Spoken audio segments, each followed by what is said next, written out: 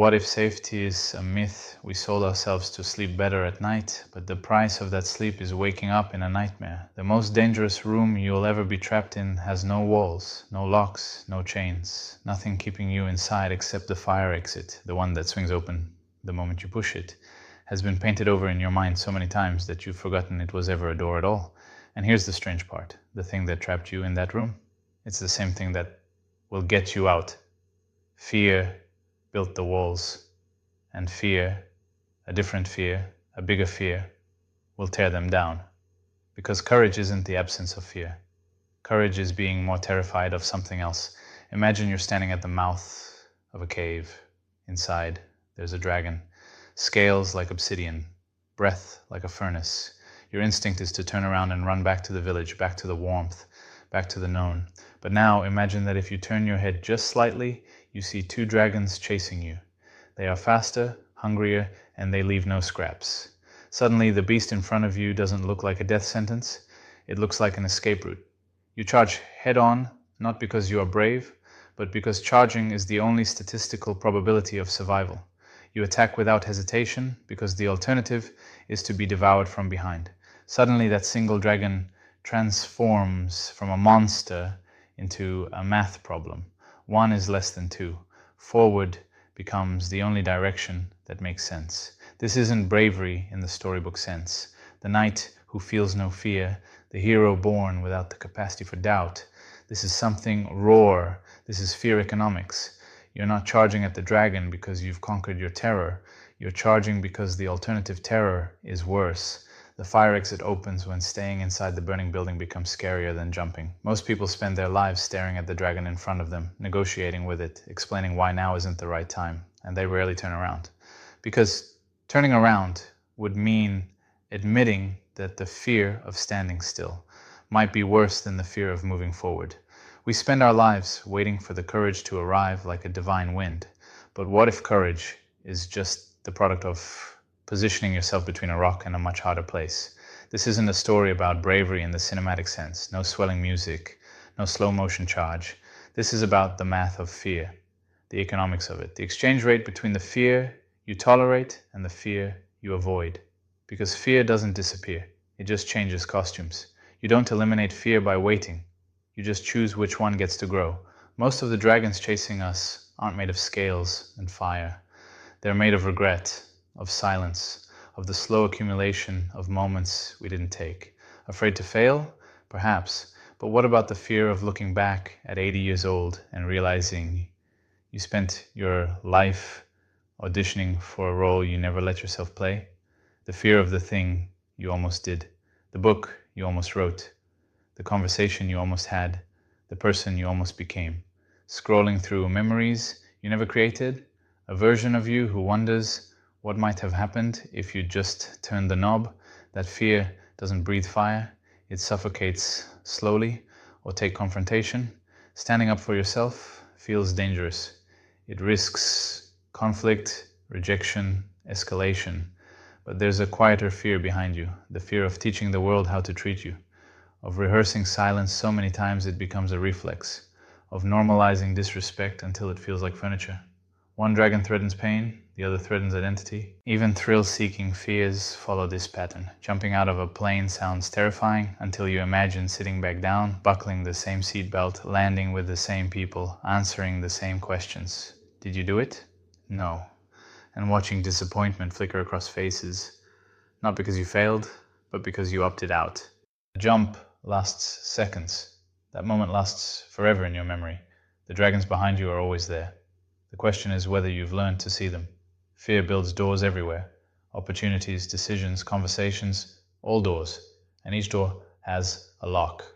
Here's where it gets strange, almost paradoxical. Fear is the thing that builds the prison, and fear is the thing that breaks you out of it. The same force, the same chemical cocktail flooding your nervous system. The same ancient alarm bells ringing in your skull.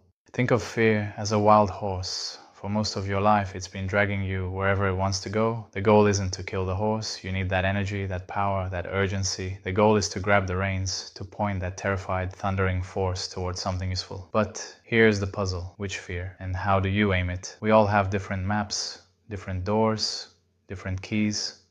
What unlocks you isn't what unlocks me. The dragon that gets you moving might not even register as a threat on my radar.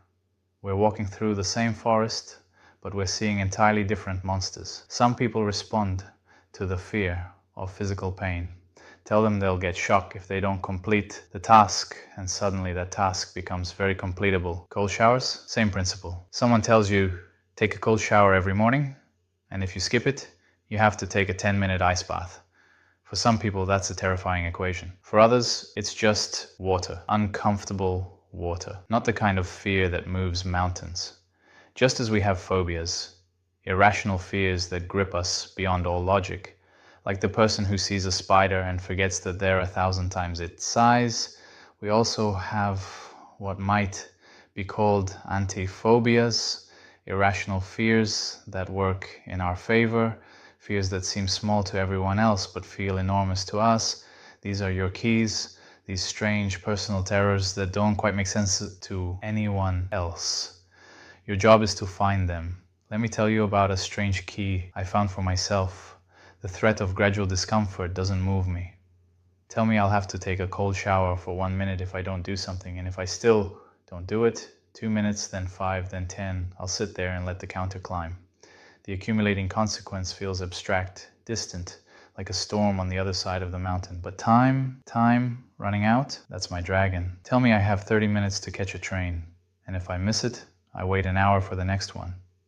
Get home 60 minutes later, sleep 60 minutes less, and tell me I need to do something scary in order to make that train. I will move heaven and earth. I don't know why this works. It's not rational. The cold shower consequence is objectively worse. In some ways, physical discomfort, actual bodily stress. But the train, the clock, something about watching time slip away activates a part of my brain that nothing else can reach. The fire exit flies open. You have these unlocks too. Maybe it's the fear of wasting food. Maybe it's the fear of someone specific seeing you fail. Maybe it's the fear of breaking a streak on a calendar. This is my key.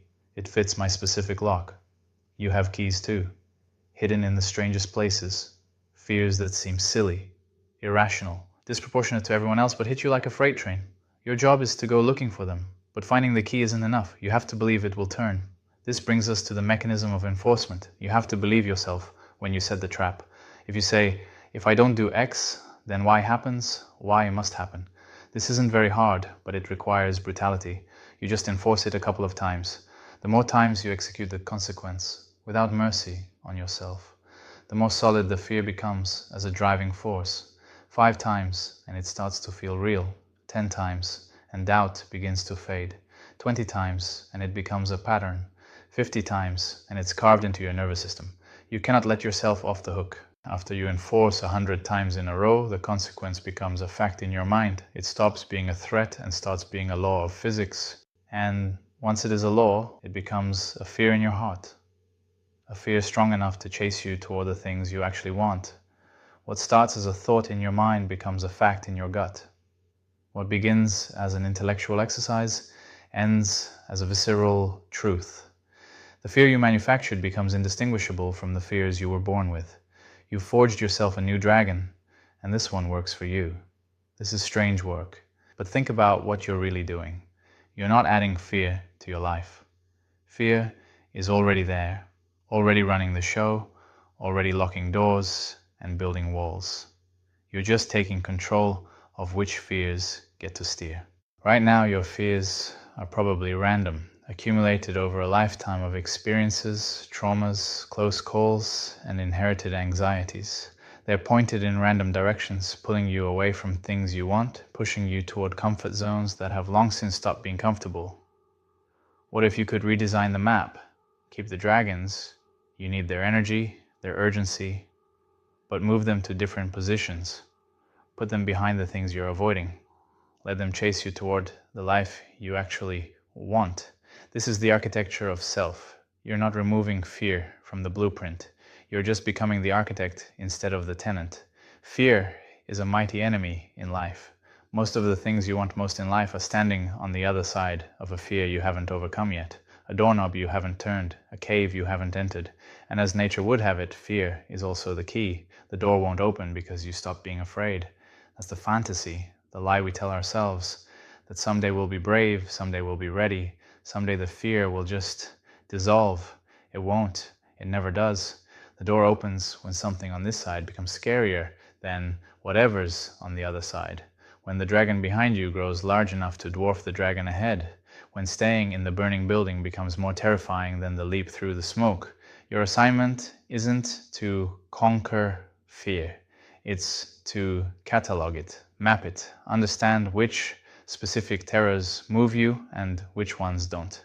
Find your irrational keys, the strange fears that grip you harder than they should, and learn to manufacture them on demand. Then enforce them every single time until the threat becomes a promise, becomes a fact, becomes a reflex. What's stopping you isn't what's stopping me. What will release you isn't what will release me. This is personal cartography. You're drawing the map of your own prison and marking where the exits are. The work is something only you can do. But here's what I know for certain. The fire exit was never actually locked. You just haven't found the fear that makes you push it open.